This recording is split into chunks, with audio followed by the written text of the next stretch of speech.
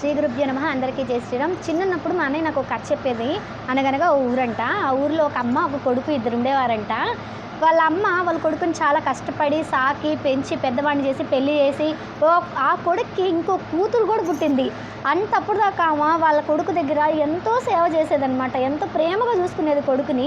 కానీ ఆమెకు ఒక లోపం ఉండేది. అదేంటంటే ఆమెకి ఒక్క కన్నే ఉండేది, ఇంకో కన్ను ఉండేది కాదు. దాన్ని చూసిన వెంటనే ఆ చిన్న పాప ఏడ్చేదనమాట, భయపడిపోయేది.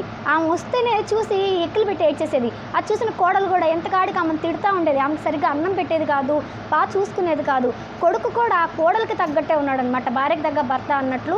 ఆయన కూడా వాళ్ళ అమ్మకే సపోర్ట్ లేకుండా మొత్తం వాళ్ళ కూతురికి, వాళ్ళ భార్యకే ఉండేది.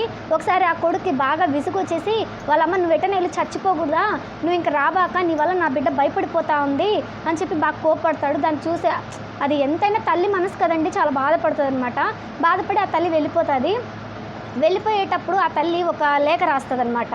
ఆ పేపర్లో ఏం రాసి ఉంటుందంటే, నాన్న నాకు నువ్వంటే చాలా ఇష్టం నాన్న, మీ నాన్న చనిపోయినప్పటి నుంచి నేను ఎంతో కష్టపడి పెంచాను, నాకు బాగా ఊగ తెలుసు నాన్న, నువ్వు చాలా చిన్నవాడివి, నీకు అసలు ఊగ లేదు, అంత చిన్న